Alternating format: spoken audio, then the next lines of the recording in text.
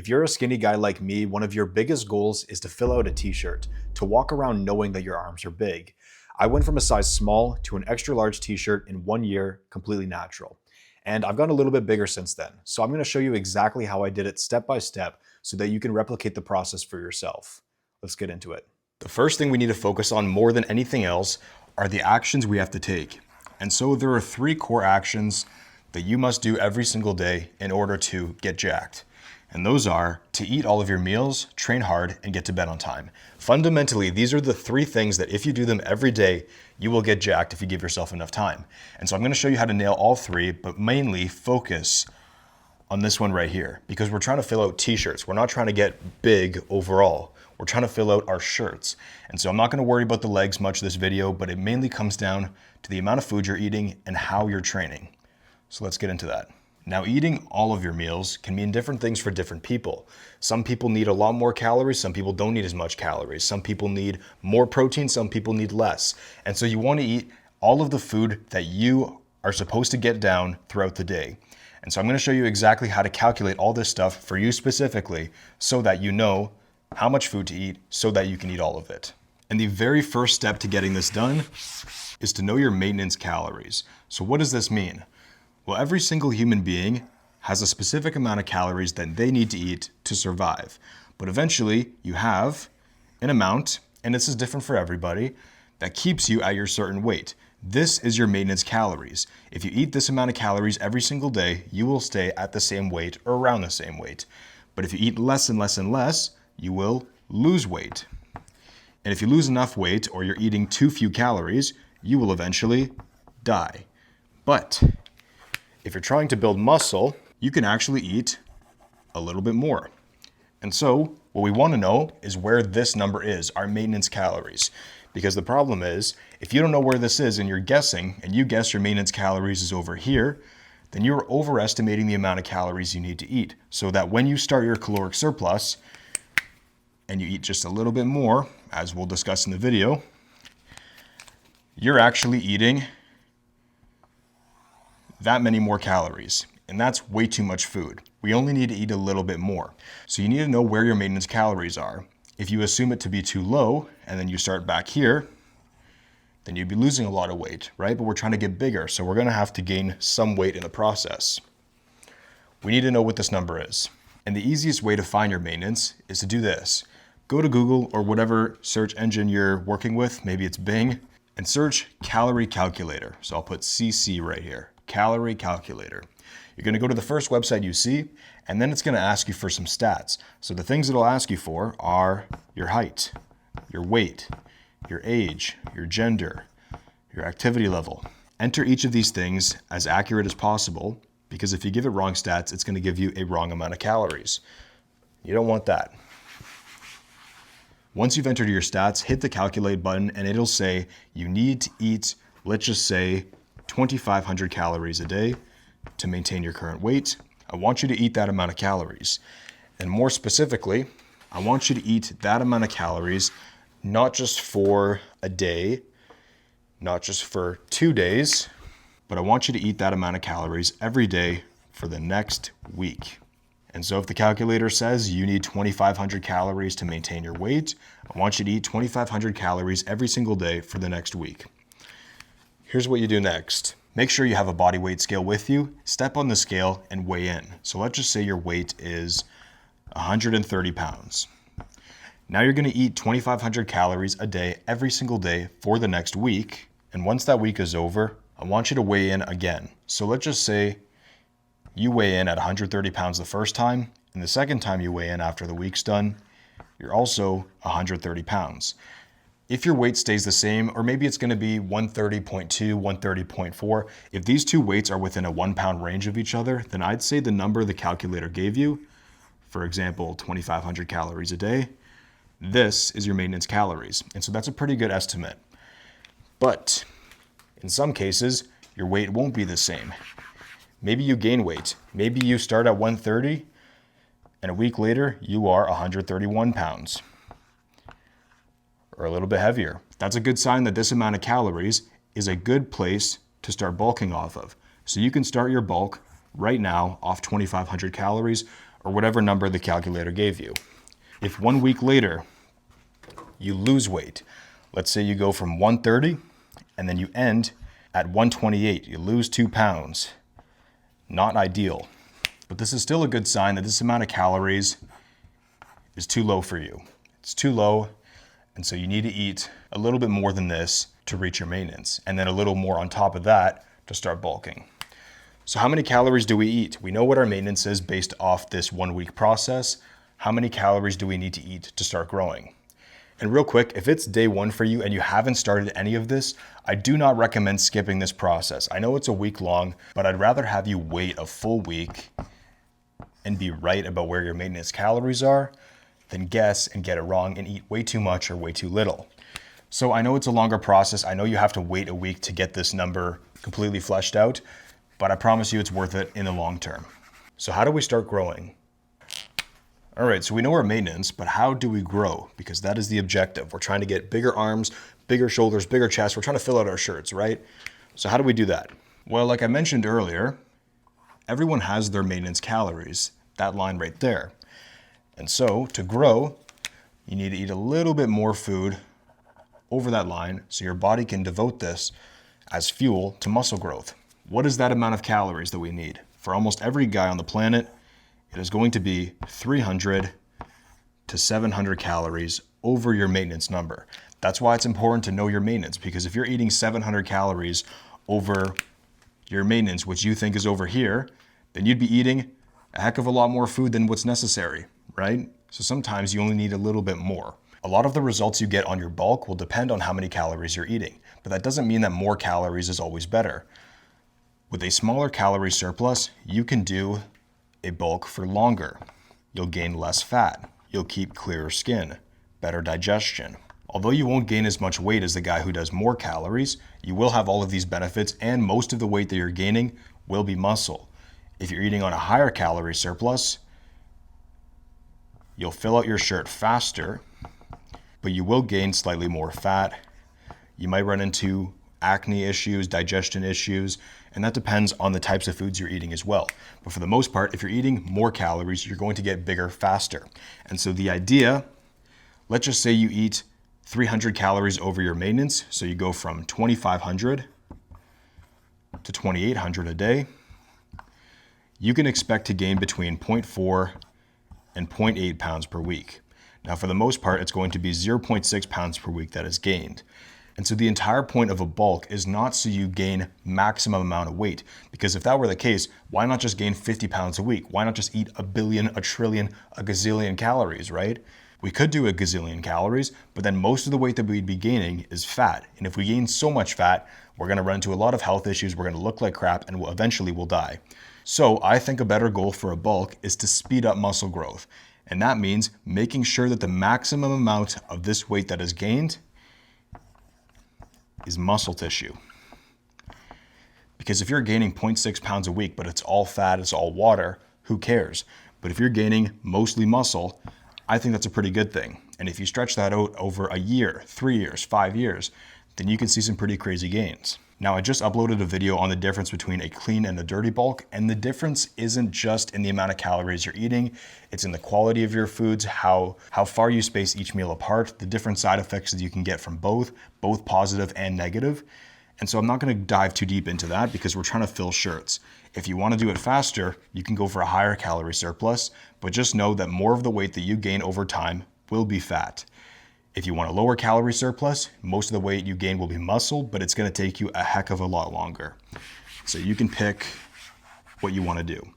But I wouldn't recommend going way below this or way above this, because if you're going so below this, then the gains are gonna be astronomically slow.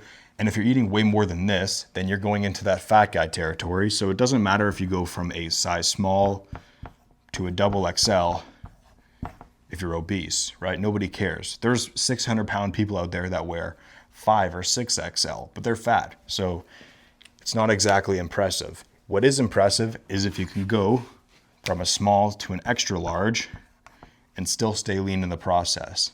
That's what I think is impressive. But to each their own. 300 to 700 calories over your maintenance. So now we know how many calories we need to eat. What kind of foods do we eat? That's the next question. I'll do a quick breakdown on macros. Macros are basically nutrients that your body needs in large quantities. And so if you've ever seen micronutrients like your zinc, your magnesium, these are things that your body needs in small quantities. But a macronutrient is something that your body needs in a large amount to use as fuel for staying alive, keeping your brain in check, your organs, stuff like that. And so there's 4 main macronutrients: carbs, protein, fat, and alcohol.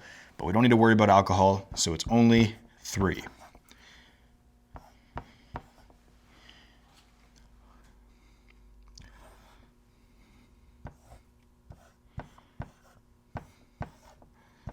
I'll put their initials here so I don't have to write them all out. Carbs, protein, and fat. Some things that you should know: carbs have 4 calories per 1 gram. Protein has 4 calories per 1 gram, but fat has 9 calories per 1 gram. And so if we were to look at our maintenance calories, let's just say our number is 2,500. Yours will probably be different. If we were to divide this by 4, that would be 625 grams of carbs as well as protein. Since we have 2,500 calories, we divided it by the amount of calories per 1 gram. This would come out to 625 grams of carbs and or protein. But we're not just eating 100% carbs, 100% protein, 100% fat. So how do we split up this 2,500 calories to get the right amounts of each macronutrient? So I've already broken down what each macro does on the channel before, and I won't do that right now. But in short, carbs give you fast energy, meaning when you eat them, your body can convert it to energy quicker than anything else. Protein is best known for building muscle, and fat is best known for producing and stabilizing hormone levels, which is very important. It's also the long energy. And so if you want to have energy quicker, maybe right before and right after a workout, you want to have a meal that's high in carbs. But if you need to have energy for a longer period of time, let's just say you're going on a hike or you're doing some sort of endurance sport, then maybe you want a meal high in fat. And so it's useful to have the right amounts of all 3. What are the right amounts of all 3? That's a great question. I'll start with fat. You want to have between 15 and 20% of your calories come from fat.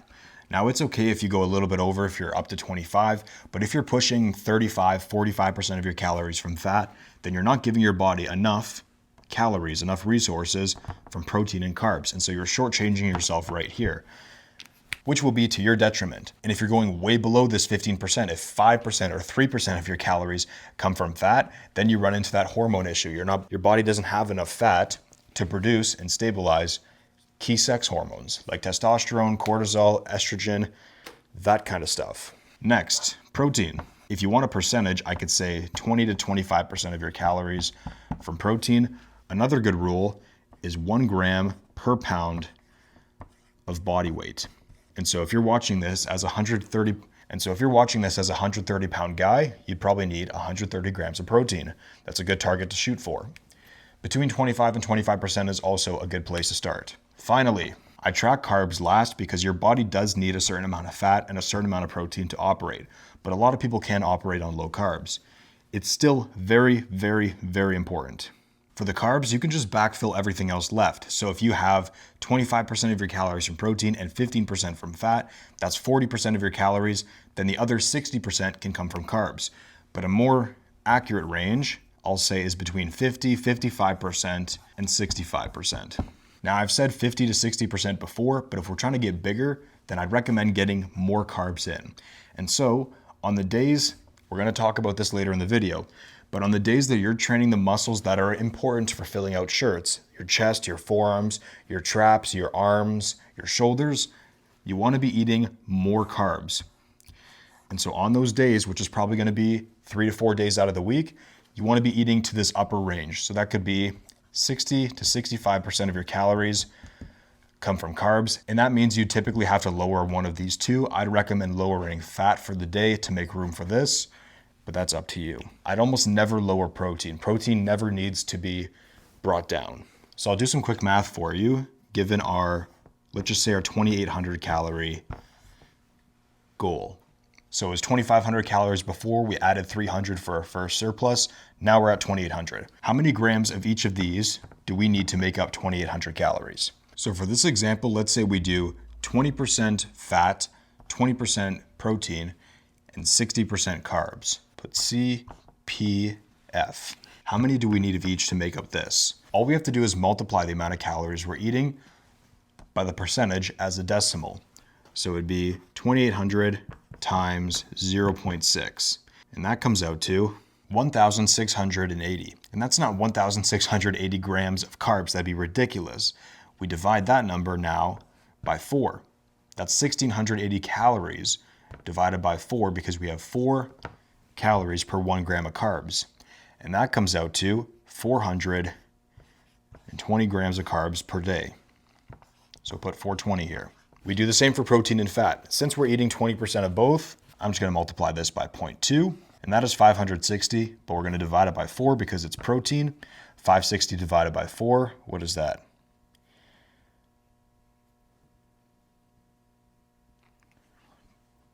280, 140, that's what it was. So that'd be 140 grams of protein.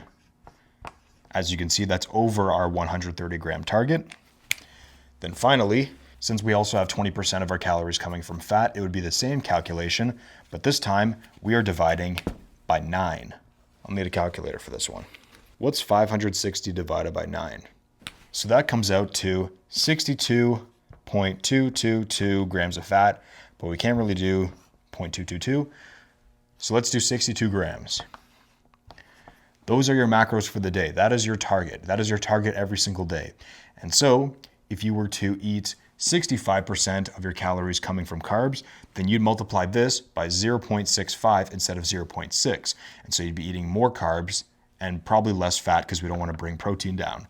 But if you're doing a 20% fat, 20% protein, and 60% carb split for your calories for the day, these are your macros. 420 carbs, 140 grams of protein, and 62 grams of fat. That's how you calculate macros. Real quick, if you want everything we've covered, not just in this video, but all of them, your life, your work, and the foods you like to eat, I do all of this stuff completely customized one-on-one. And so if you want everything tailored for you, you can go to theincrediblebulk.ca/join, apply for a call with me, and we'll see if you're a good fit. I have 4 basic philosophies that I always follow when it comes to training, and I use this on myself and my clients, and it works pretty good. But when you're trying to fill out a t-shirt, that's a bit of a different goal than just trying to get jacked like all around. And so you'd be training a little bit differently. Now we're gonna follow all of these philosophies. I'll show them to you in a second, but I want you to know that getting jacked and filling out a t-shirt, although they're pretty much the same goal, it's a different outcome. So I'll show you the difference between the two. And by the end of this, if you still want to fill out a t-shirt as your main goal, then you can go after it. But if you really want to get jacked and make long-term gains, then we'll cover that too. Let's get into it. Now, my first rule of working out is to train hard, not stupid. What is the difference between hard and stupid, and how do we go hard but not go stupid? I'll start with training hard. If you've ever heard the term train to failure, it can mean many different things to many different people. But for the most part, it means lifting a weight. If I'm doing curls, let's just say I have a dumbbell in my hand. Actually, let's get a real dumbbell. If I'm doing curls with my 10-pound dumbbell here, I want to be curling until it's physically impossible for me to get another rep. If I'm curling and I'm curling up and I'm doing all right, and then I get to the rep where I'm like trying to fight, trying to get it up, and then my hand's shaking and it's impossible and I can't get the weight up to complete a full rep, and the weight comes back down, I've hit failure. That's a good way of looking at it, but I think I have something that's a little bit better. To me, training to failure means the muscle you're trying to train is the first one that fails. And so what I mean by this is if I'm doing my curls with my dumbbell and I'm struggling with my reps and I'm fighting to get that last rep, if the difference between me getting and not getting this rep is swinging my body to get that weight up, then my biceps aren't doing the work. We want my biceps to be the reason why I can't do this rep. I want my biceps to be under so much tension, to be on fire, it's contracting, it's burning so bad that I can't get this rep. And so if I'm relying off my back to swing the weight, or I'm bringing my shoulders up to curl, instead of just rotating off the elbow to curl the weight. I want to make sure that my biceps are the first thing that fail. And that applies to every single exercise. If you're doing leg extensions, that is a quad exercise. And so it makes sense that our quads are the first thing that fail. If we're doing a dumbbell press, we're lying on the bench and we're pressing our dumbbells, that is a chest exercise. And so we'd want our chest to be the first thing that fails, not our triceps, not our wrists, not our shoulders, not our lower back, our chest. And so whatever exercise you're doing, the muscle you're trying to train should be the first one to fail. Because if you do that, then you know you train that muscle to its maximum ability. You always want to be training to the max. You want to be training hard to failure. The reason why I'm so big on training to failure every set is because when you go into the gym, you're going to have a ceiling. You'll have a limit on how much weight you can lift that workout. And so if you train to failure, you're pushing as hard as you can against that ceiling. What'll happen to that ceiling if you give yourself enough food and enough rest? That ceiling is going to go up. And if you give yourself time over many, many workouts, your ceiling is going to increase every single time. And if you're training hard every single time, your ability to lift will respond in kind with the ceiling. But if you never push that ceiling and you never really go that hard and you kind of go halfway because it burns and it's uncomfortable and it hurts to contract the muscle, then that ceiling is never incentivized to push up, and neither are you. So I'm huge on training to failure because most people think they're training to failure, but they're actually going 70 or 80%. And what happens when you're not going 100%? You end up like this guy right here, who never really pushes it that hard, never meets his limit, and therefore that limit has no intention to go up. If your limit is constantly going up, and so are you, getting jacked, building muscle, filling t-shirts will happen as a byproduct. It will happen on its own. You don't go into the gym with the goal of getting jacked. You don't go in the gym with a size small t-shirt and you say, okay, by the time I leave this gym in 2 hours, I'm gonna be at an XL. Not how it works. But if you're constantly pushing that limit again and again and again, over time, that small will go to an XL or medium or large or whatever your goal is. You will hit that goal, but it'll happen on its own. So we know what training hard is. It's right over here. What happens when we train stupid? What does that look like?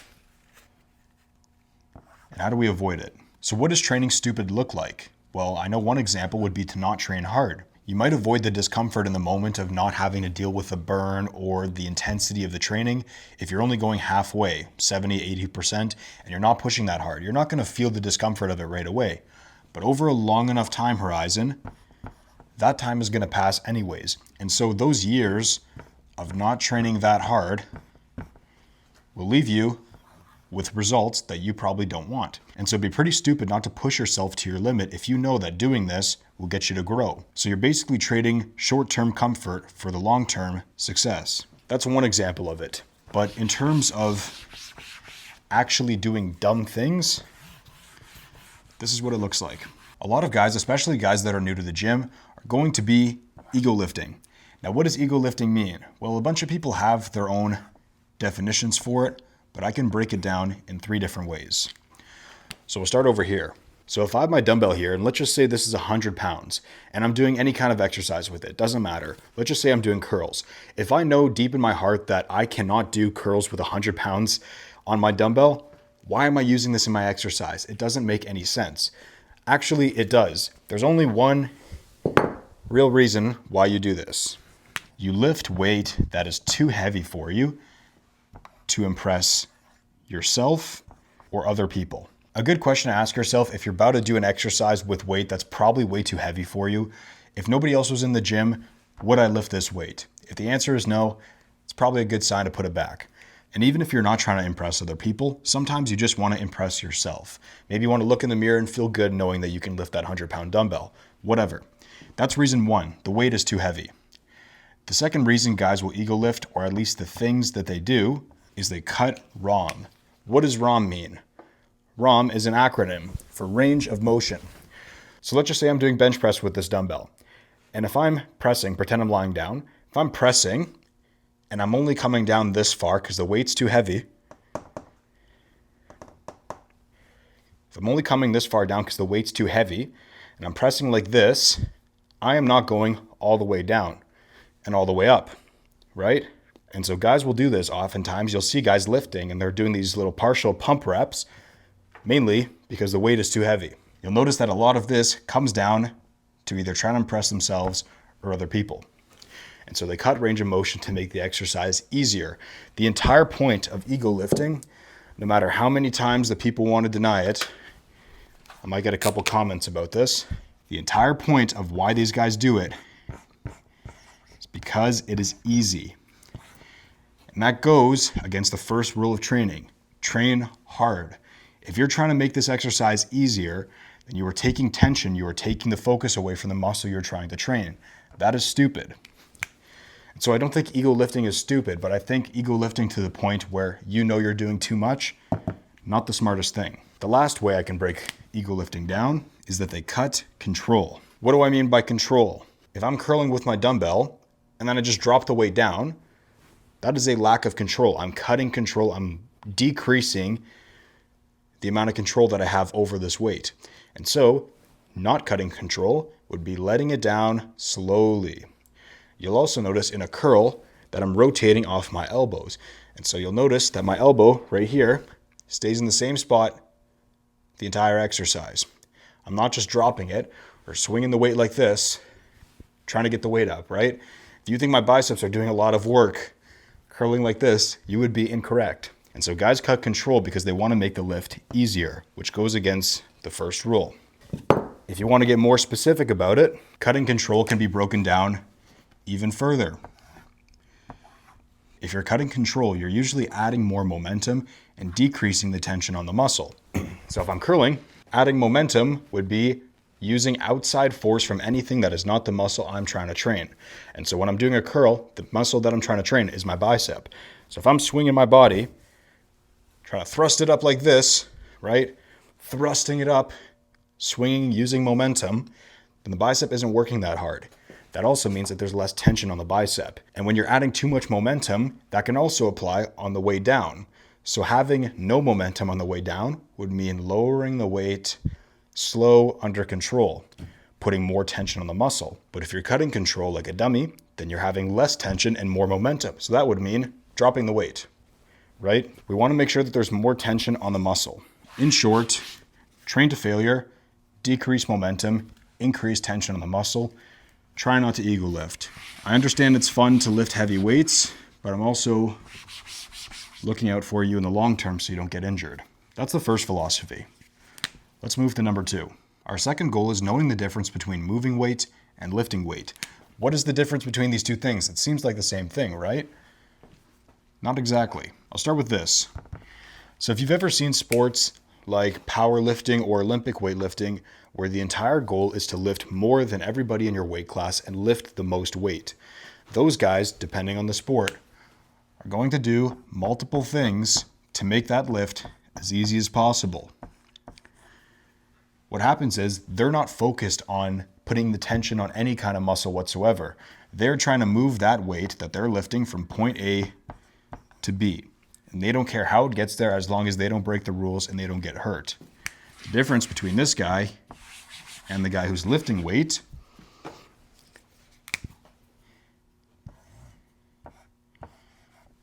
is this guy is purposely doing things to make that exercise harder, to make every rep more challenging.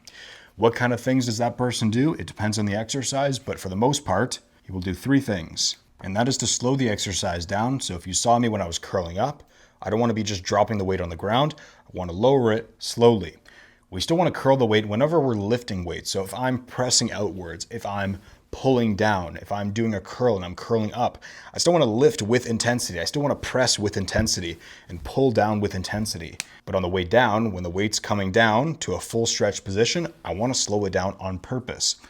This also means that I'm getting a full range of motion. And what this means is a fully extended position to a fully contracted position, a fully extended position to a fully contracted position. And so it's different for all exercises, but you want to get as full and as deep as a range of motion as you can get. And that'll depend on different things like your past injury history, the health of your joints, your age, your flexibility, the length of your limbs, that kind of stuff. But go as full as you can go without getting hurt. The last thing they do is they decrease momentum. So we talked about earlier, we don't want to have more momentum, we want to have less. And so these things make the exercise harder. They're going to be training with more intensity, right? We talked about training to failure. Intensity is just how close are you getting to failure. We're training with more intensity than this guy. Even though this guy's probably lifting more weight than us, you're still training harder. And so in case it wasn't obvious, if you are doing these things on your exercise, you will be lifting by default lighter than this guy. And that's okay. It doesn't mean you're bad at lifting. It doesn't even mean you're weaker than him. It just means that with these things, you are forced to use lighter weight because it's harder to slow the weight down. It's harder to use a full range of motion. It's harder to not use momentum. And so you'll be training harder, but with less weight. And it doesn't mean you're lifting 50% or 70% of the weight on purpose. I want to make that clear. You're not purposely lifting less just to lift less. You're not going lighter because you want it to be easier. You're going lighter because you have to go lighter. You don't have an option. When you do these things and you do them properly, your body will not be as mechanically strong as this guy will. Your reps are going to be slower. They're going to be more controlled. They're going to have less momentum.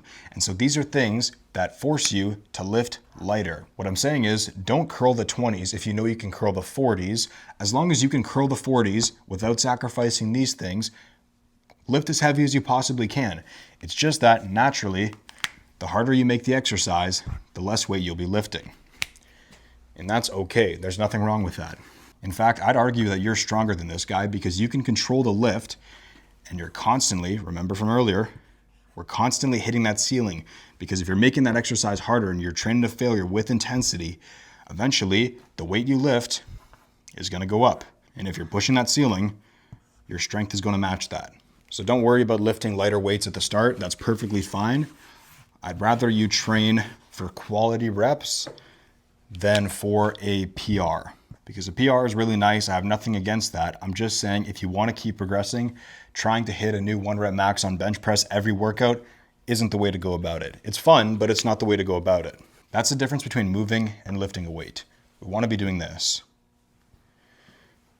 Point number 3, warm up, always.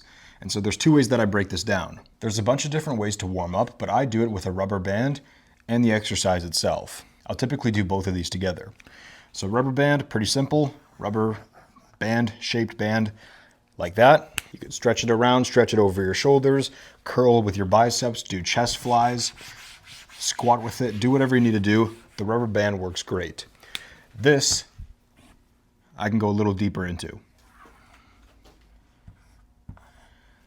I personally warm up with the exercise that I plan to do. And so if I'm doing curls, I probably want to warm up with curls because that's the exercise I'm doing. I wouldn't warm up with squats if I was doing curls. You want to be warming up with the same exercise or at least something similar. And so I do this by doing multiple sets with lighter weight. And the more warm-up sets I do, the more weight I use. So if my working set, the weight that I want to use for my curls, let's just say is 100 pounds, and I fail between 10 and 12 reps with 100 pounds. I'm not going to go in the gym and start doing curls with 100 pounds. That's pretty stupid. So I'm going to do multiple sets with lighter weight.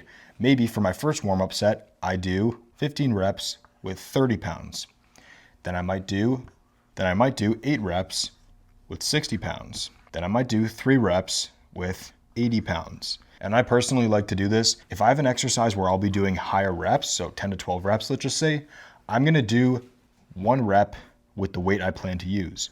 So I'll do 1 rep with 100 pounds for this example. But this logic doesn't always apply. If you're doing squats and you're doing sets of 2 or 3 reps, if you're doing a 2 rep set, 1 rep is half of that. So you can't really use the same logic there. You can use your own judgment on whether or not you want to do this. I personally like doing just 1 rep with the weight I plan to use, so my body's accustomed to lifting that weight.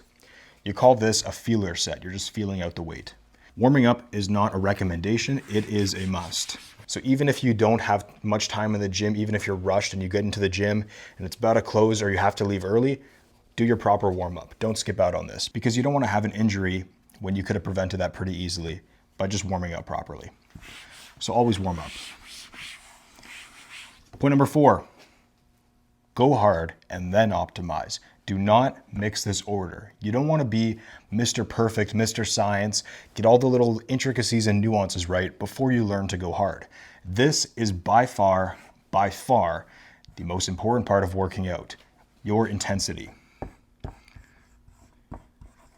If you don't have this, nothing else matters. Literally nothing else. You could have all the science-based tools, all the articles to support your claims. You could have the perfect program, the perfect split. But if you're missing this, you're building your foundation on sand.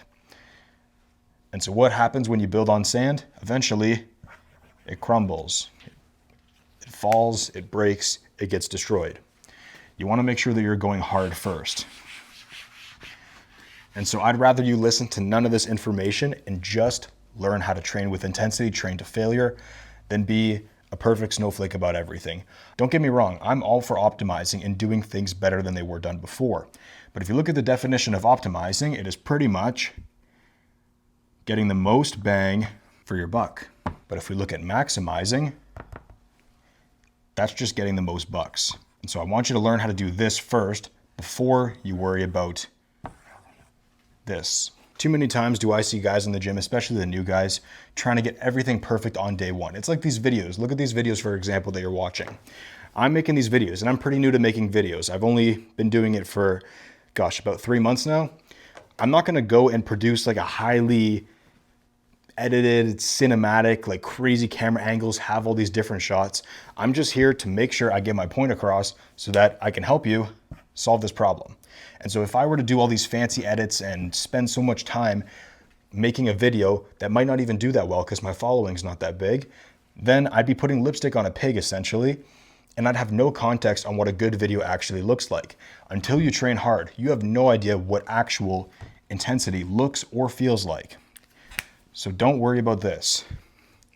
You can still follow everything else in the video and get most of this right and be directionally correct, but I'd rather you be directionally correct than try to be pinpoint exact on day one, because you're not gonna be exactly right. You're gonna make mistakes, and that's part of the game. It's actually a good thing because it shows that you're improving. So go hard and then optimize. Do not mix the order. So now we got all 4 principles of training down. I'm gonna talk about things that are more specific to filling out t-shirts. So I covered all of this information and all of these principles so that you know what I'm talking about when I say train hard or train to failure. Or I use all this technical jargon. You know the fundamental building blocks of what working out for muscle growth looks like. But now that we are directionally correct as to how we're going to lift the weight, we want to be a little bit more accurate. Like I said, those 4 principles will get you jacked. But if you're trying to fill a t-shirt, although it's a pretty similar goal as this, it's still a little bit different. And so I'm going to show you exactly how we're going to focus on this.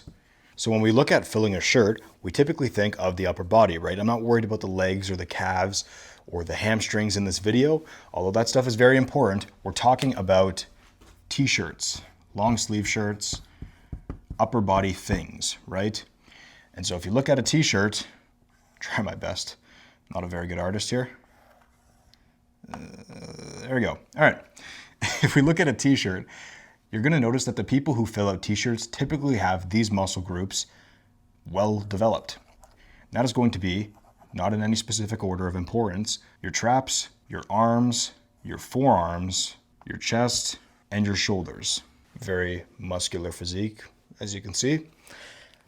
Those are the muscle groups we're going to focus on. I'll write them down right here.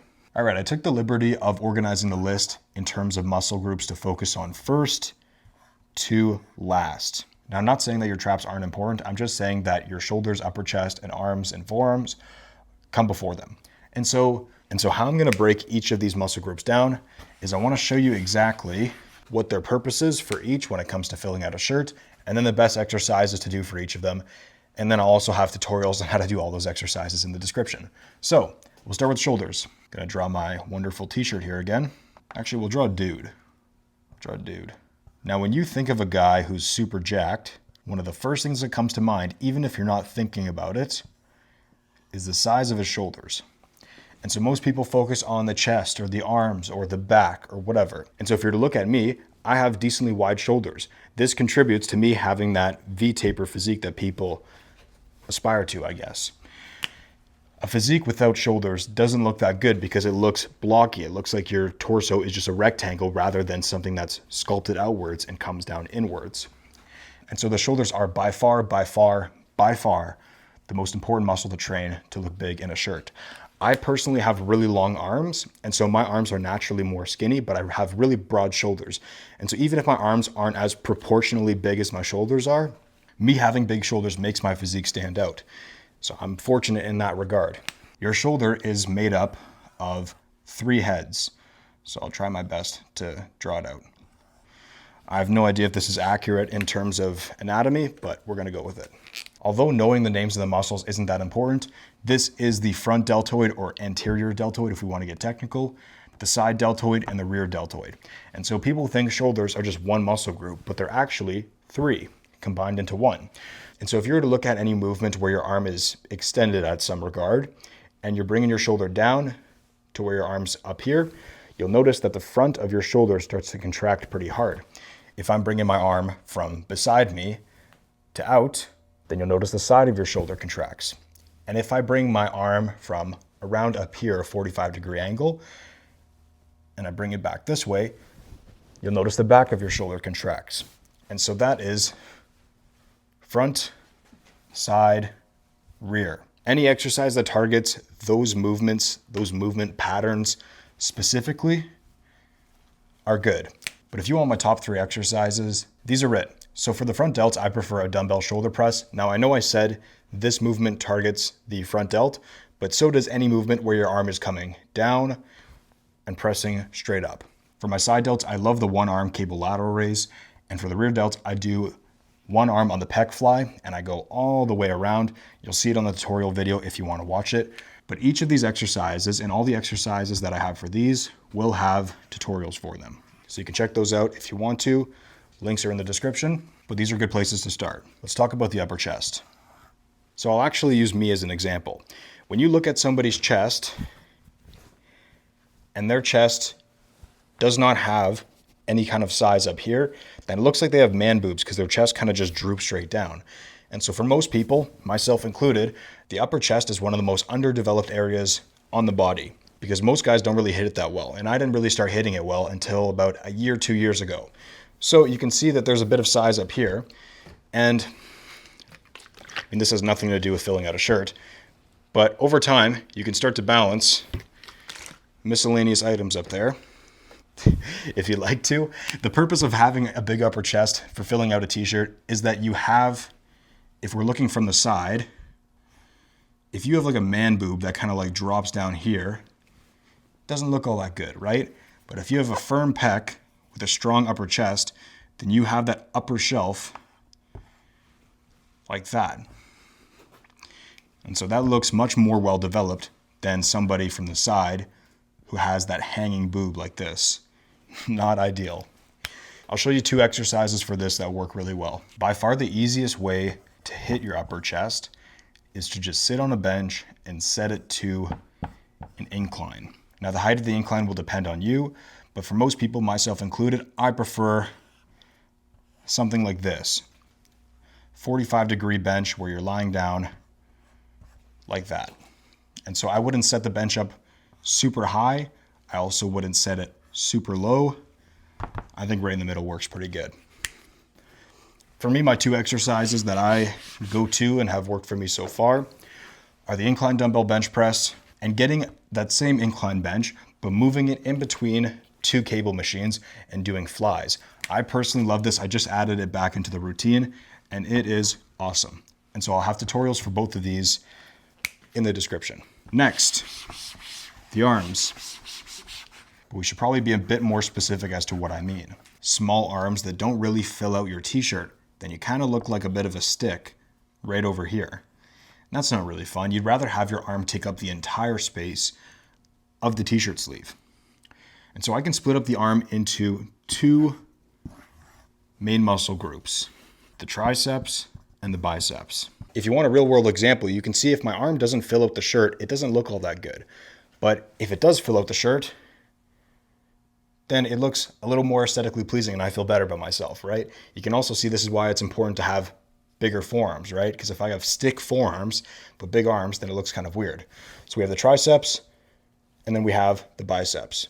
So I'm going to show you my go-to exercises for both. So even though the biceps are one of the most popular muscles on the body, it's actually not the majority of the arm. The tricep is. Tricep makes about 70% of your arm, while the biceps make the remaining 30%. And so if we want to have big arms, it would make sense that we don't slack on our triceps. These are my go-to exercises. I like to be doing some kind of a push down, so that's typically with a straight or curved bar, and all you're doing is standing by the cable machine and pressing downwards. I like to have an overhead extension, so that's where your arms, I'll crouch down here, it's where arms are like this and you extend out, and a dip. So body weight dips if you're holding onto the bars right here and you're lowering yourself down and then pressing yourself up. I personally love all three of these because for the most part, they hit different heads of the triceps. So the triceps are called the triceps because they're made of three smaller muscle groups. Now I'm not gonna go too deep into anatomy because that's not the goal of this video, but these three exercises do target these three smaller muscles. And so again, I'll have links for all of these instructional videos in the description. A push down, an overhead extension, and a dip.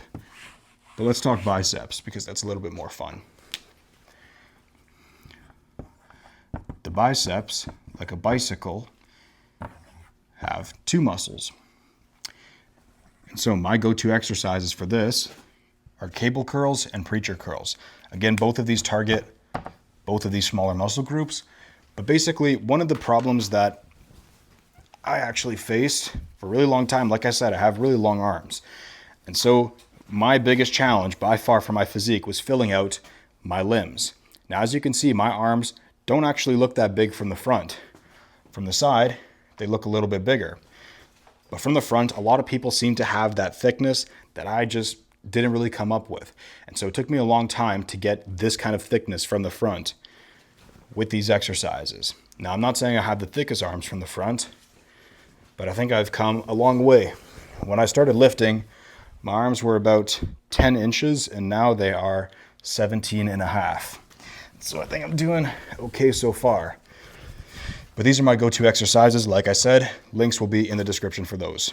So if you've got bigger arms from the front and from the side, you're in a really good spot, especially if you've already nailed these two. Those three, the shoulders, the upper chest, and the arms, by far the most important.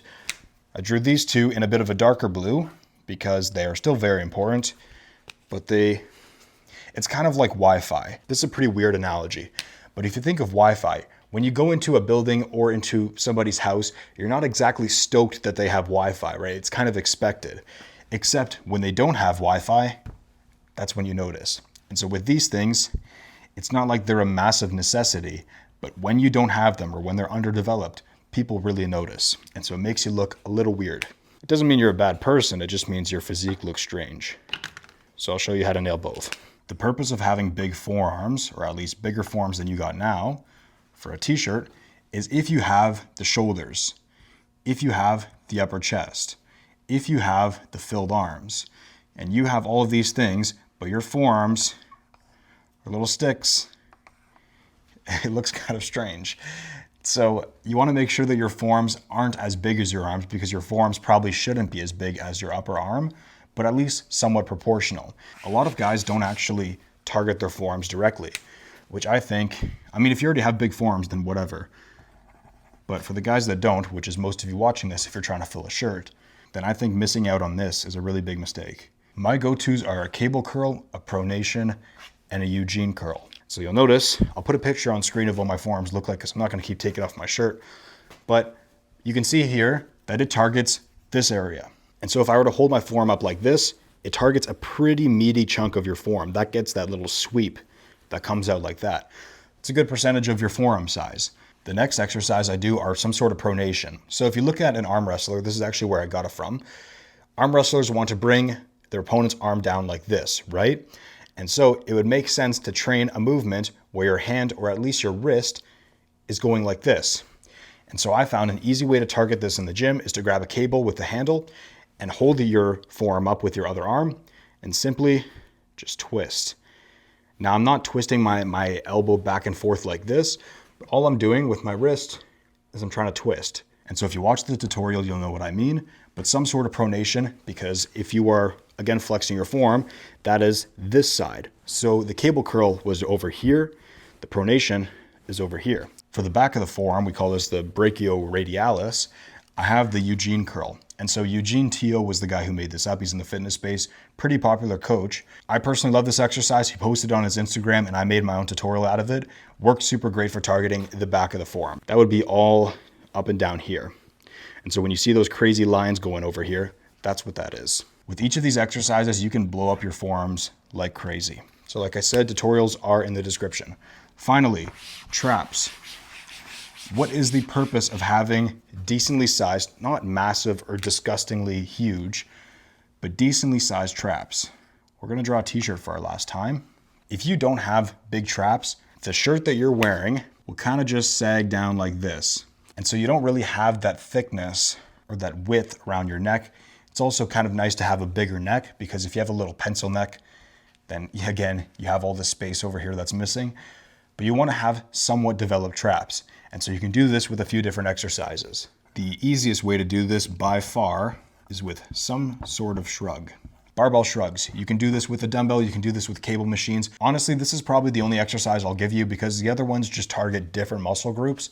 If you are doing a shrug with the bar behind your back or the dumbbells at your sides, and you're not launching the weight up using momentum or pumping up like an idiot like this, you're just shrugging up, coming down, shrugging up, coming down. And so it's a pretty simple exercise, doesn't take that much intellect to pull off, works really well to develop the traps. Most guys, traps are going to develop very quickly.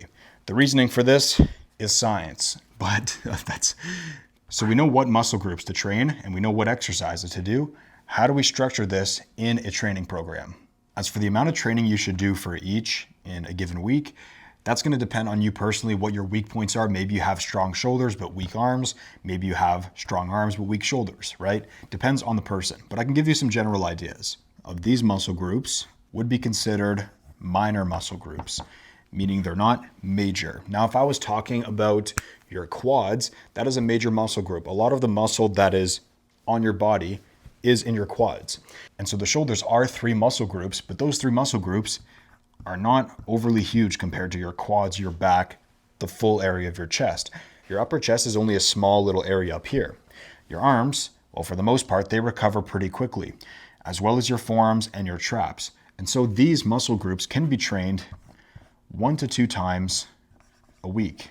Remember, if we're training hard, if we're pushing our sets to failure, if we're training with control and not ego lifting, you can push those sets as hard as possible and still hit that muscle 1 to 2 times a week. Now, how many sets you should do for each muscle depends on the person, but what I will do is I will have a free training program in the description that focuses on this stuff. And so I won't focus on leg training, it'll be mostly upper body. Free training program, absolutely free, in the description. You can head to it and I'll have a basic structure that includes all of these things.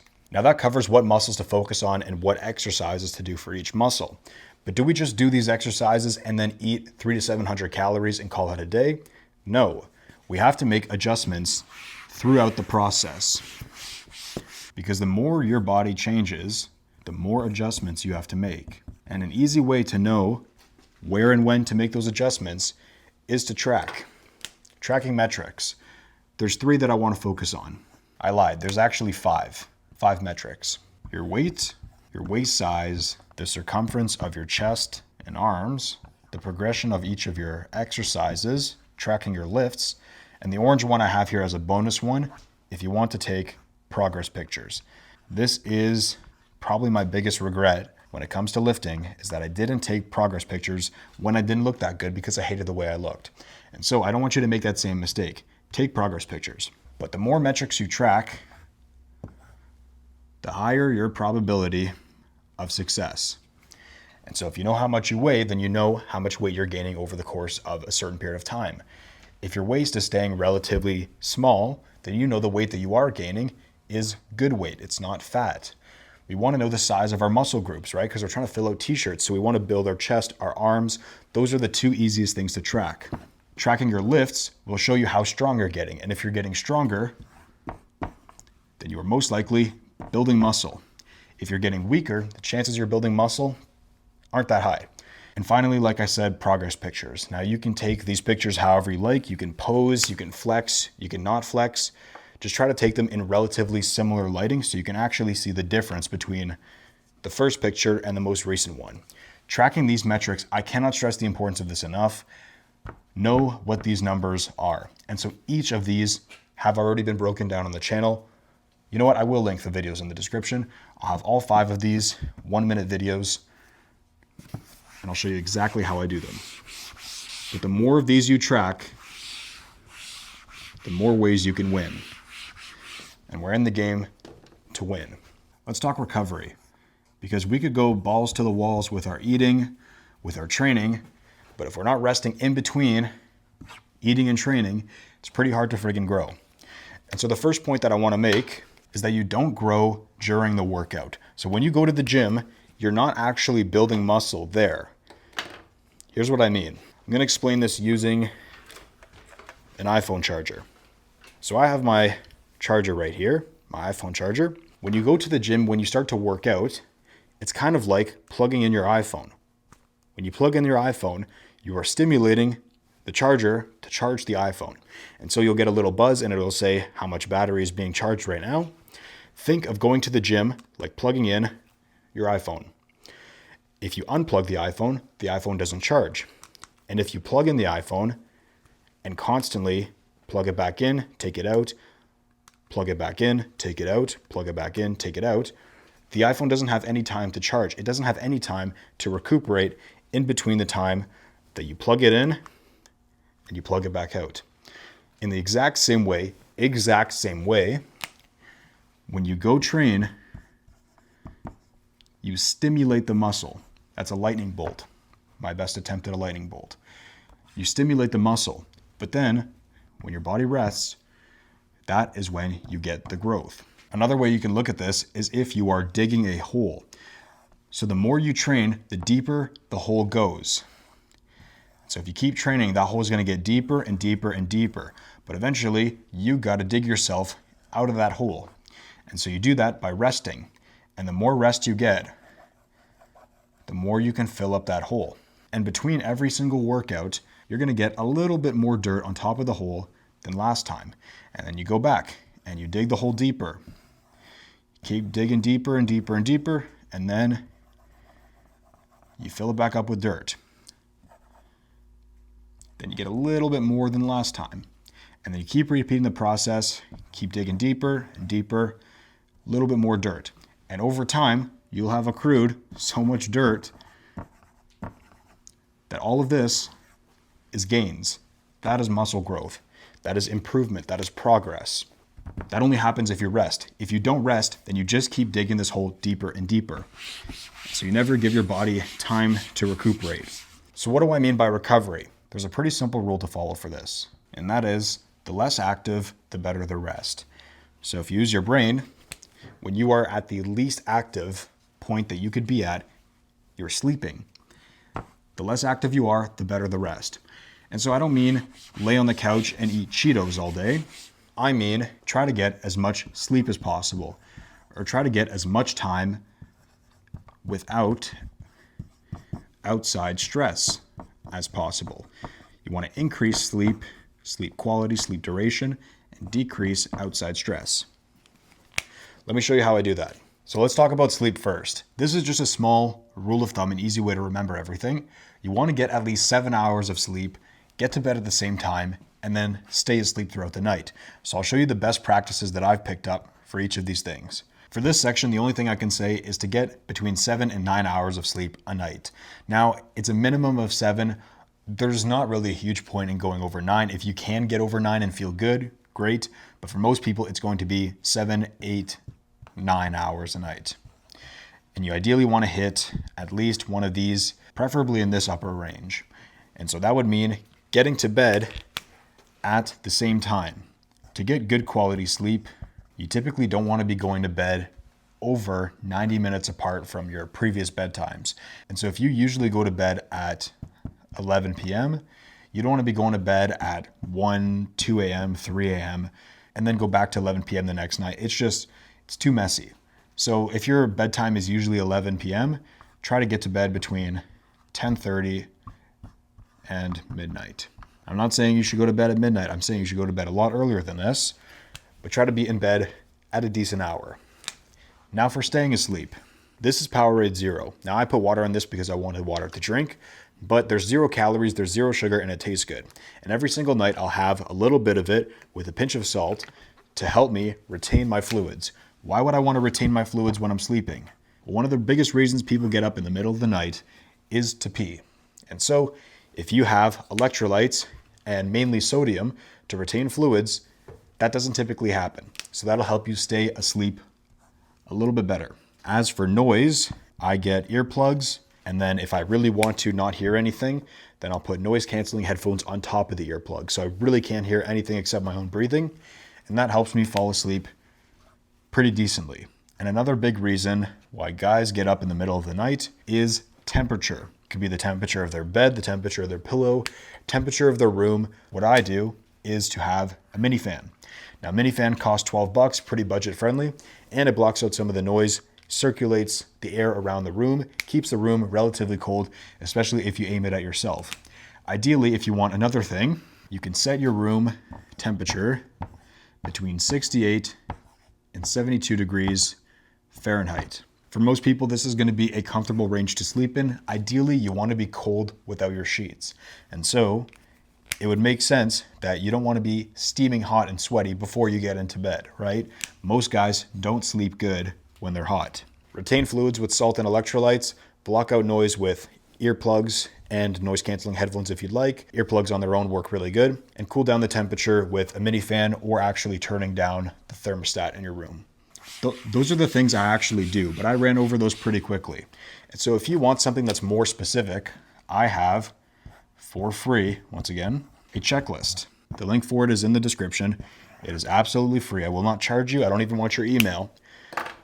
You can hit the link and you'll get everything that I do to maximize my sleep quality and my sleep duration so that I get good sleep. Because people say get good sleep, that's not really good advice. And so I prefer to show you the exact actions that you have to take in order to make that happen. The link for this is in the description, totally free. Let's talk about mitigating stress, because that's another thing that's not talked about enough. Although I don't have a degree in psychology, nor do I claim to be an expert on behavioral science, these are the things that I picked up so far, and they seem to work pretty good. First, I always decide what matters. The easiest way for me to solve a problem is to decide it's not a problem to begin with. What I mean by this is that every single person has things that naturally piss them off. That could be traffic, that could be other people being late, that could be your dog getting into the groceries and tearing up some of the food, whatever. A lot of these things are just minor inconveniences. And so sometimes we blow them way out of proportion more than we need to.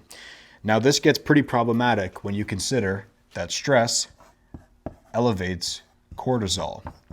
And if your cortisol levels are too high, cortisol eats away at muscle tissue. It's not good if we're trying to build muscle. And muscle's already hard to build. So any extra cortisol than what's needed for us to survive is a pretty crappy thing to have. So we want to lower that cortisol as much as we can naturally.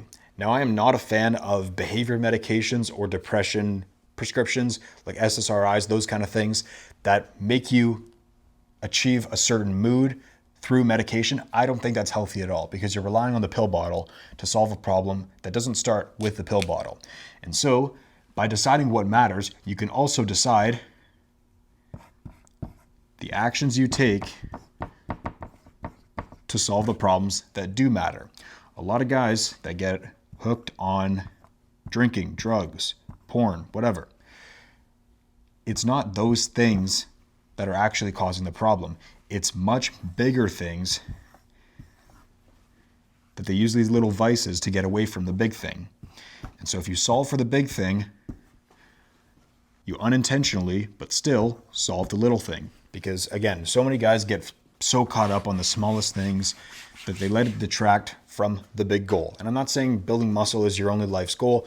I'm talking about everything. Relationship stress, job stress, whatever, stress with friends, stress in the gym, all this kind of stuff. There's going to be things that happen throughout life that I'm going to talk about in the third point, but you have to decide what matters to you. And so an easy way for me to break that, I wouldn't say it's easy. It takes practice. It's a skill that you have to develop, is 5 minutes. If the problem takes longer than 5 minutes to solve, it's not worth bothering you for more than 5 minutes. And so for most cases, traffic, a red light that you hit on the way to work when you're late, does not last longer than 5 minutes. And so if you're gonna obsess over it for the day, or if your boss yells at you, your boss probably doesn't yell at you for 5 minutes straight, right? Then there's no point letting it bother you for more than the amount of time it takes for it to happen. Now, the amount of time it takes you to get over something is strictly dependent on one person, and that is you. This goes for a family member passing away, a breakup, all these different things. The amount of time it takes you to get over that is completely up to you. There's no rule saying that you have to grieve something if it's lost. Now, I'm not saying that you have to be a psychopath. Like, I'm saying it's okay to stress about things, but just know that the longer you give yourself to pout, and especially worry about the small inconveniences that are going to happen anyways, the longer it's going to affect you. Higher your cortisol breaks down muscle tissue, right? It's a downstream effect.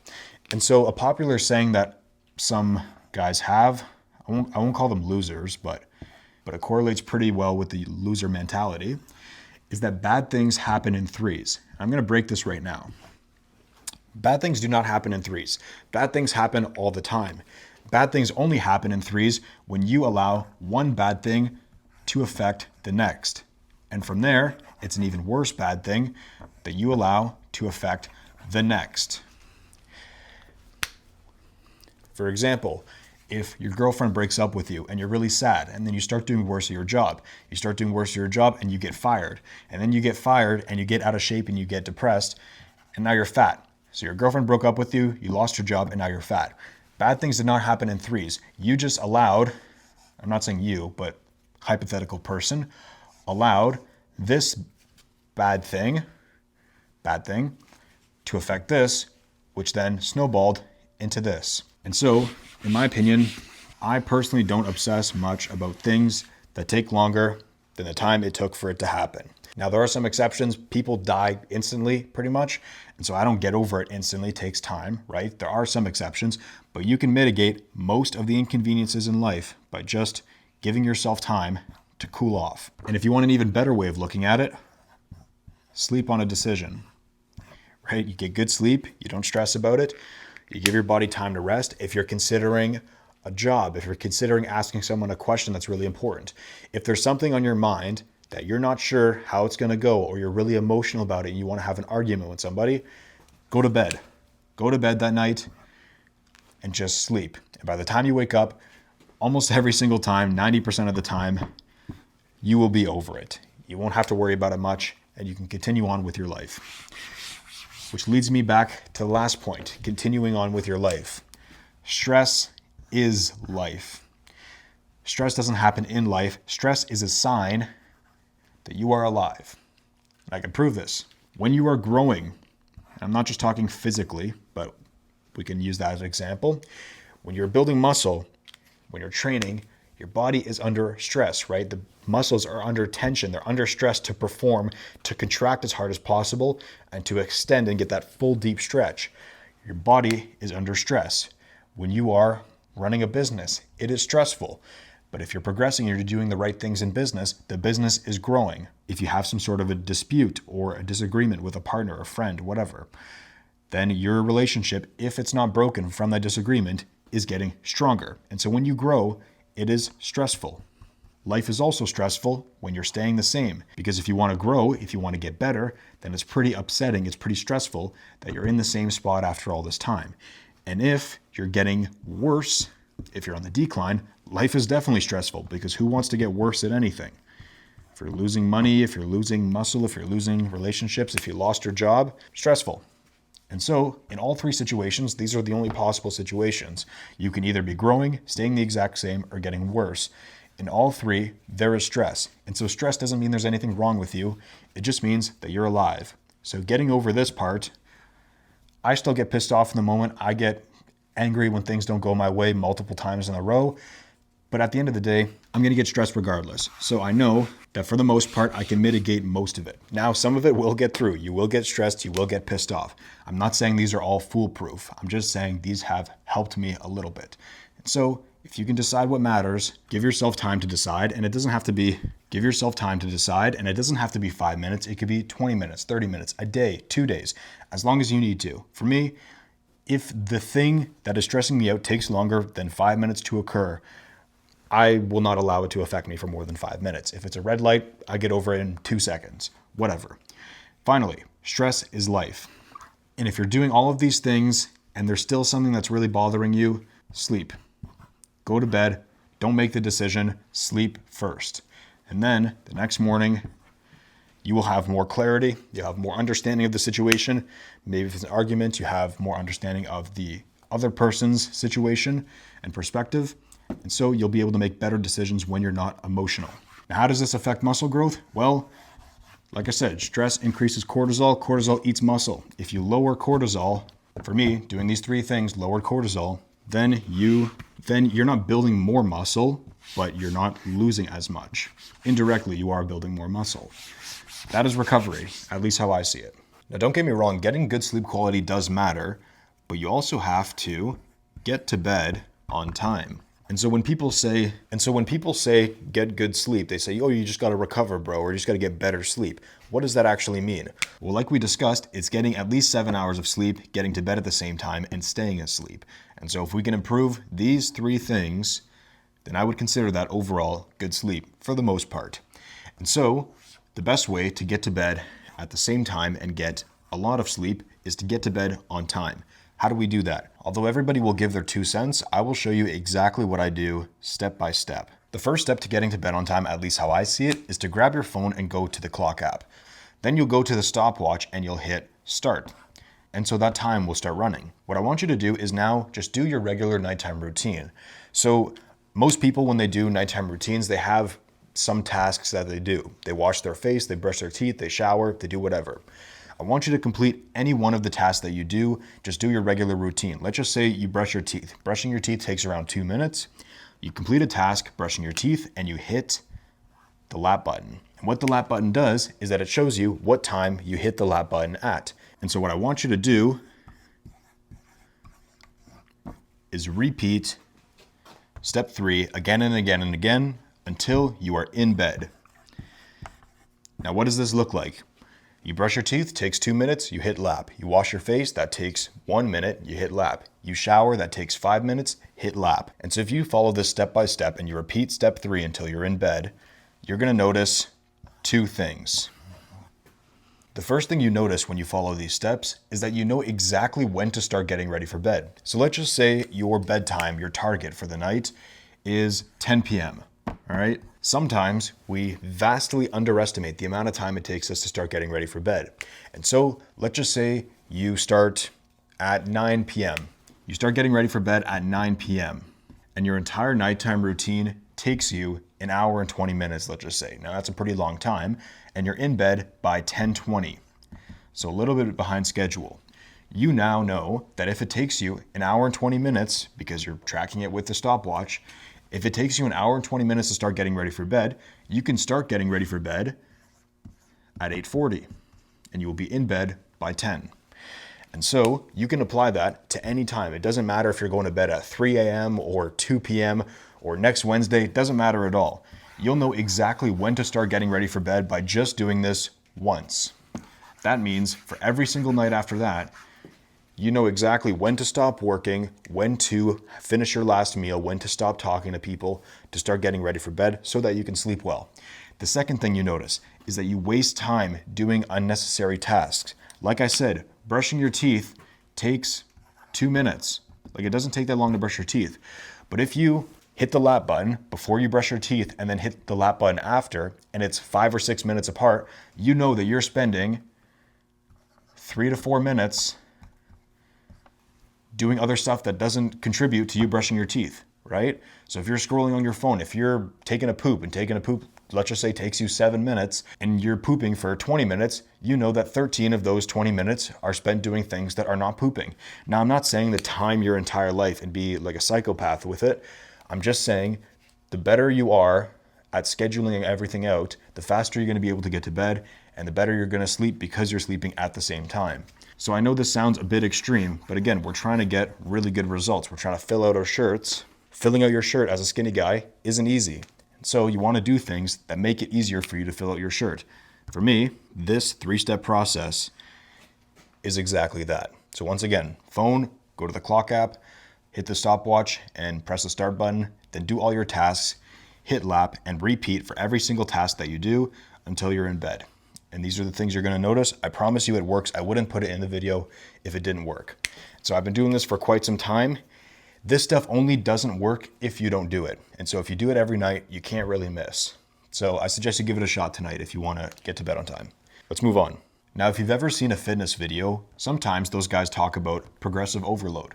What does that mean? Progressive overload is the key to gains with pretty much everything. Food, training, recovery.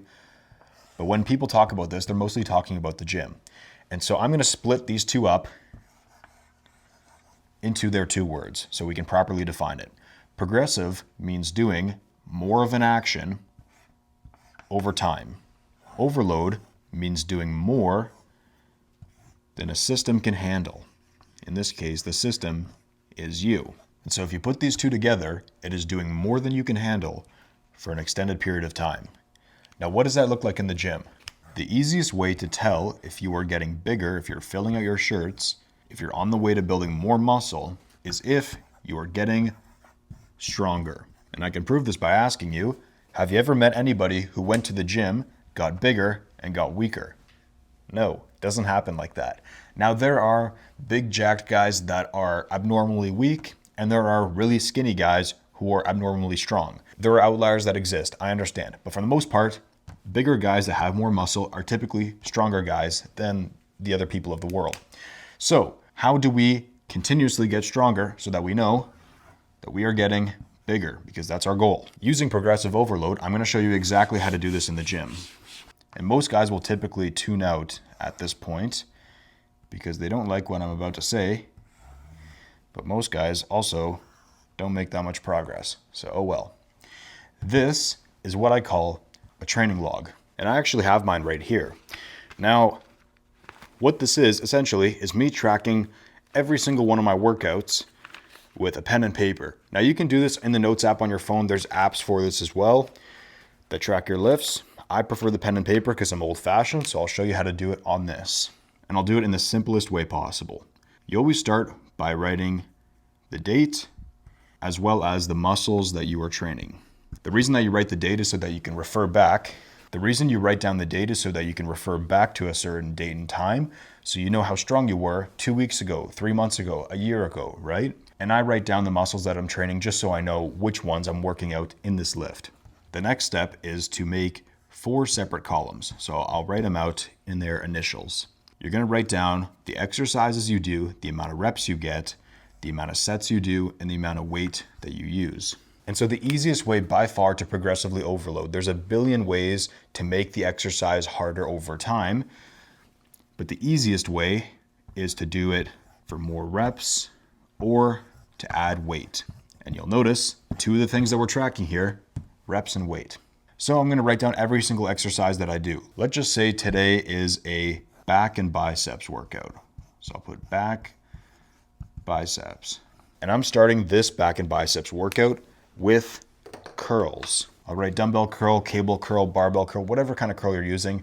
I'm just writing the word curls because I don't have a lot of space here. On my first set, actually, I'll give you a live demo.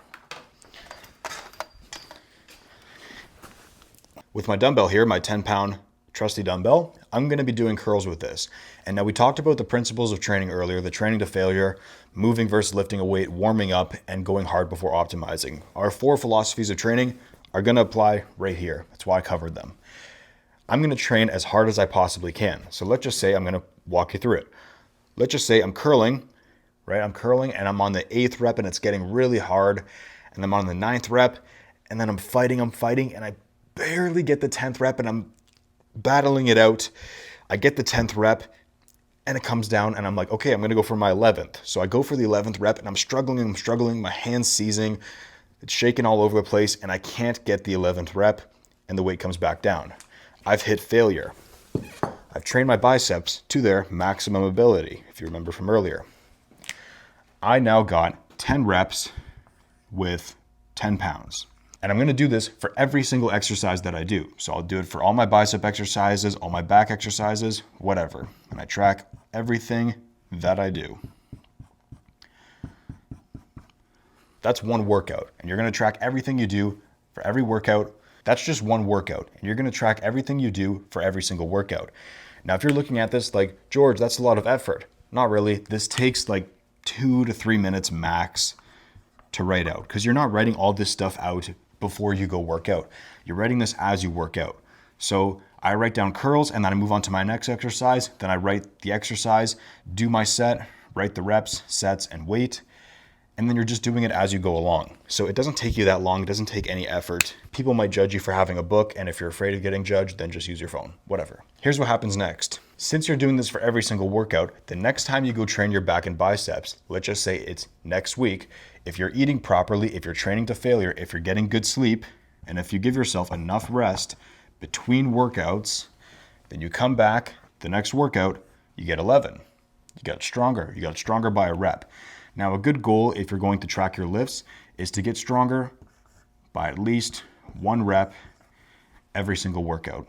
Now, let's just say you have your rep range for each exercise, and your rep range for curls is 10 to 12 reps. I've covered rep ranges before in previous videos, so I'm not going to go too deep into it. But basically, rep ranges are a range of reps, pretty much. And the idea is that you fail in between this rep range. So you're not just doing 10 reps and stopping or 12 reps and stopping. You're trying to fail at 10, 11, or 12 reps. The rep ranges you do, that doesn't really matter all that much. You could do 3 to 5, 6 to 9, 9 to 12, 12 to 15, 15 to 20, whatever. The number doesn't really matter. What matters is your intensity. Like I said, the intensity is the most important thing. And so you got stronger. Next week, you come back and it's 12. Next week, we're at the top of our rep range. Do we just go for 13, 14, 15, a trillion, a gazillion reps? Maybe it's a gazillion, right? Maybe we go for infinite reps. No, we're not gonna go for infinite reps. Since we've already progressively overloaded, we got 10, 11, 12 reps, we've successfully progressively overloaded on our reps.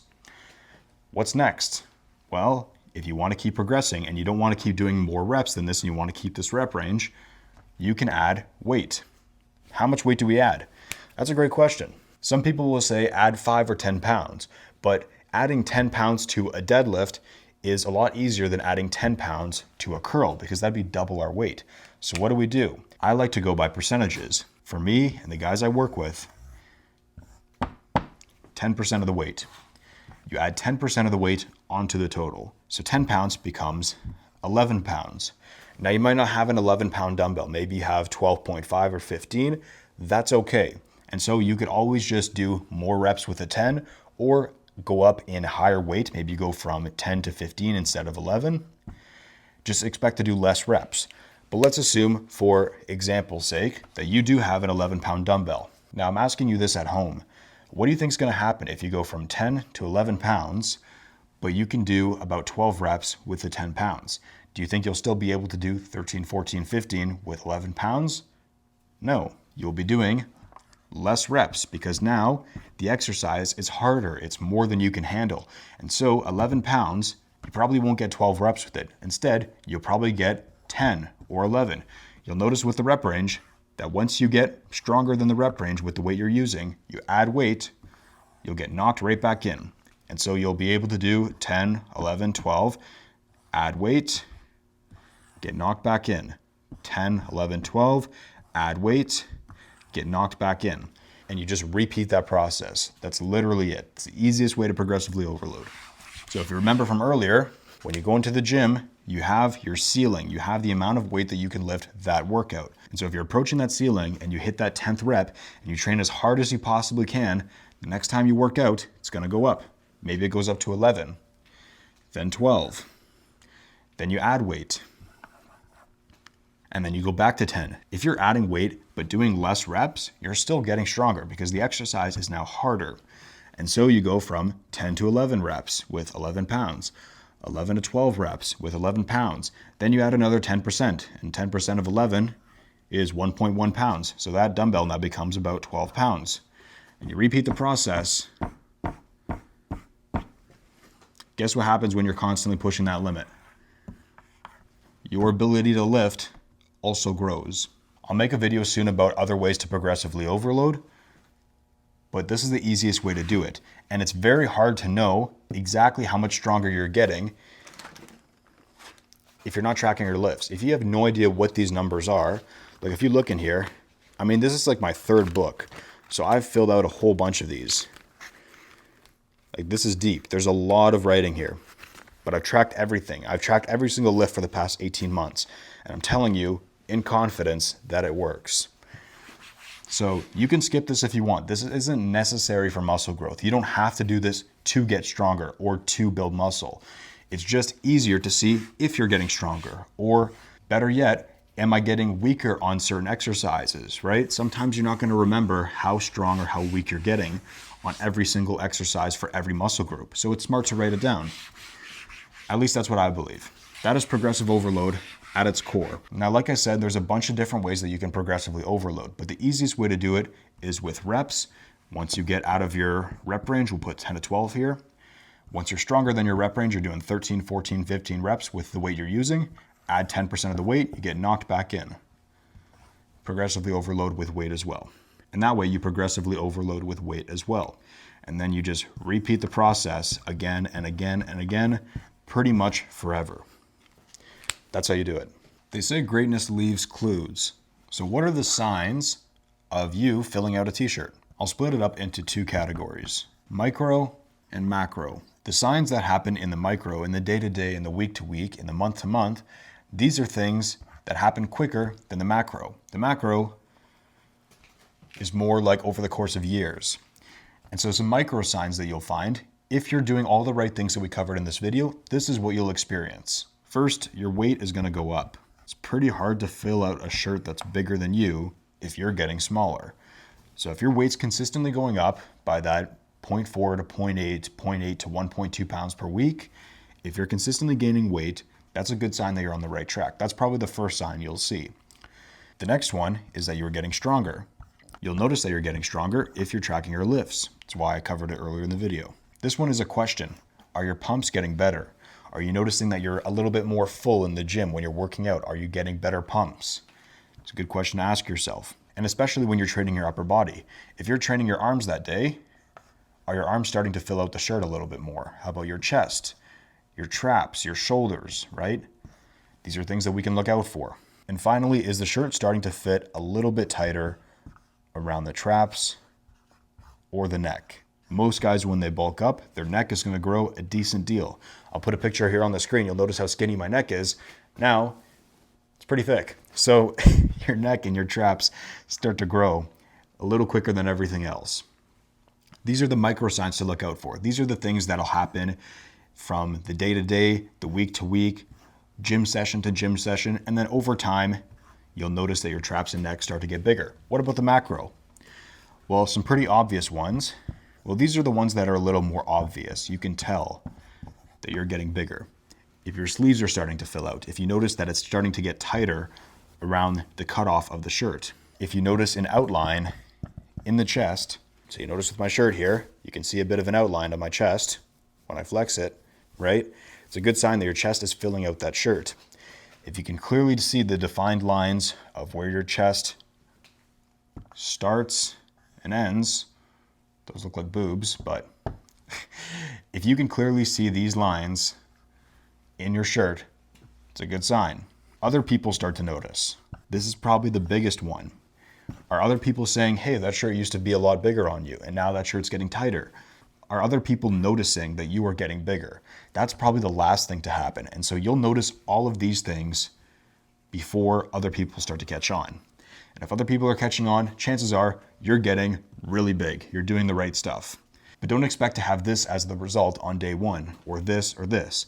It's mostly going to be, I guarantee it's going to be these things before it's these things. And if it is these things, then you know that you're on the right track. Those are some signs that you're filling out your shirt. Now, before any kind of eating, any kind of bulking or growing is done, we have to know whether we should bulk up or cut first. What do we do first? I'm gonna make a video on exactly how to tell, but I'll give you a little crash course. If you're torn between the two, this will help you out. So the easiest way to tell if you should bulk or cut to start is to ask yourself these questions. Do I have abs? Do I have veins? Do I have a clear jawline? Do I have separation between the muscles? And do I have striations on the muscles? But these questions are not binary. Binary questions means there is a yes or no answer. These are not binary. It is more of a continuum. How visible are your abs? How veiny are you? How clear is your jawline? How much separation do you have in the muscle? How many striations do you have? Are the striations clearly visible? And so it's not, do you have abs, yes or no? Because people have abs, but some people have really defined abs, and some people have abs that are barely visible. So the more defined, the more visible everything is here, then the higher the chance bulking is the right play. Now, how to structure your bulk, we already talked about this. I've talked about it in other videos. I have full video breakdowns of step-by-step roadmaps on how to get this done, but I just want you to be set up from the start. Another way to tell if you should bulk is to ask yourself, what is my goal? Because a lot of guys just see the word bulk and they want to do it because they get to eat all this food, but that's not exactly what a bulk is. A bulk is a specific amount of time that's dedicated to you eating more than what you need to eat in order to build muscle. And so it's not a mukbang, it's not an excuse to eat McDonald's every day. What is the goal? Is the goal to build muscle? Is the goal to build muscle and stay lean? Is the goal to get as jacked as humanly possible? What is your objective? You have to figure that out for yourself. The easiest way to tell if you should cut is if you don't have these things. If you don't really have much of anything here, if your abs are blurry, if you have no veins, no jawline, no separation, no striations in the muscle, then cutting probably isn't a bad idea.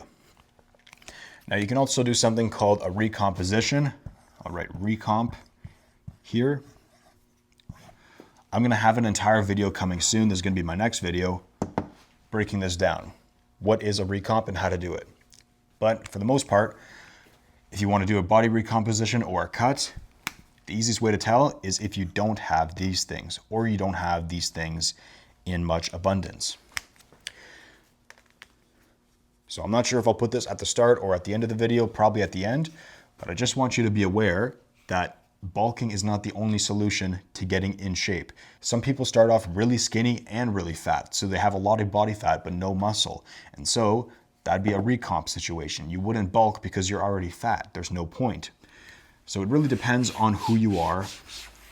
Like I said, I'm gonna make an entire video on this, exactly how to tell. So if it feels a little bit vague right now, that's because I'm doing it on purpose. But let's draw up a quick summary of everything we've covered. The first step in this process is to find your maintenance calories, to know how many calories we need to maintain our current weight. Every human has the amount of calories they need to stay alive, and eventually they have the amount of calories they need to maintain their weight. If you estimate your maintenance calories to be over here and then you start your bulk, you're eating way too many calories. We don't need to eat that much food. We just need to eat a little bit more than what is required to sustain ourselves. That would look like this to start building muscle. Now, what is this number? That is going to be 300 to 700 calories over your maintenance. And so you can pick the calorie surplus that you want to take on. The smaller calorie surplus, the longer you can do the bulk, the more calories, preferably the shorter your bulk. About training, we want to focus on training hard. Training hard is the most important thing here. Training hard, getting stronger every single lift, not training stupid. We've covered stupid, the ego lifting side of things. I want you to train to failure as hard as you can, every set, every lift, not stupid. Next, we want to focus on the muscles that fill out the t-shirt, and that's going to be your shoulders, your upper chest, your arms, your forearms, and your traps. Specifically in that order. You want to focus and prioritize from here to here. Now, if you have really strong shoulders and very weak arms, maybe you put the arms first and the shoulders third, let's just say, in terms of what to focus on. And the fifth step I'll give as a bonus is to be patient. What does patient mean? Patience, to me, means finding something else to do in the meantime. And so, if you have a stock investment, let's just say you're investing in the S&P 500, and you put your money in, you're going to leave it for 35 years, you got to find something else to do in those 35 years while that stock builds itself. That is patience. Even if you feel like pulling the money out, even if you're like, okay, I really want to, take out the money, I've got great returns on this, I'm tired of being patient, I want to pull this money out. Not pulling the money out is patience. You don't have to feel patient in your bulk to stop doing the bulk. And so my advice for finding something to do in the meantime is this, which I think is going to be one of the key takeaways for this video. And that is to be patient with the outcome, but impatient with the inputs. What are the inputs? Well, if you want a quick call back to the start of the video, the inputs are eating all of your meals, training hard, and getting to bed on time. Those things, if done every single day, will lead you to getting jacked, filling out shirts, and this will happen as a byproduct. It will happen on its own. You see how the video is kind of coming full circle now? Kind of funny how that works. You want to be patient with the outcome of getting jacked because this is going to take time no matter how perfect you are with all of this stuff. You can do all the right things and it still might take you 2 years to have the physique you want. That's okay, but you want to make sure that you are impatient. You are moving with urgency, with aggression to the inputs. You want to make sure that you get your meals in, you train hard, you get to bed on time with some sort of ferocity so that these things aren't left behind. Because if you slack on these, you're slacking on this. This just takes longer. So if you follow this step by step, you will get that outcome. But these things just accompany this. This is the most important thing ever. You have to eat all your meals, train hard, get to bed on time. Guys, if you don't know who I am, my name is George Tressiter, and I founded The Incredible Bulk so that skinny guys have an answer for their questions. Now, I started off pretty much the skinniest guy ever. I'll put pictures on the screen. That's what I looked like when I started working out. Not exactly impressive. And so when I had a question or I had an issue that I had to solve it on my own because all of fitness was just focused on weight loss, and the few videos that I saw on weight gain were just eat more food, or you just got to train hard, you just got to recover, bro. It's like, that's not useful advice. And so last year I founded The Incredible Bulk with the sole purpose, the only goal of The Incredible Bulk was to get results so good that guys never came back. And so I hope that I've done that today for you with this video. And I do this stuff one-on-one. And so if you want everything that we've covered in this video, and not just in this video, but every single video that I've ever uploaded before and that I'll upload in the future, I do all of this completely customized one-on-one to you. And so the meals, the training, the recovery, the adjustments throughout the process, tracking all the metrics, I do everything so that you get jacked. All you have to do is just eat the food and do the training. If that's something you want, just drop my marker. If that's something you want, you can go to theincrediblebulk.ca/join. I'm currently taking on one-on-one guys to transform them like I did myself. And so if that's something you want, you can hit the first link in the description and I'll be there to chat with you one-on-one. So you can apply for a call there. But if you don't want to do that, that's okay. Follow everything in this video step by step, and you give yourself enough time, you will fill your t-shirt. So I hope this video helped you out with that today. Guys, I've been George Tressiter and I have nothing else to say for this video. I think we covered everything. So we'll talk soon.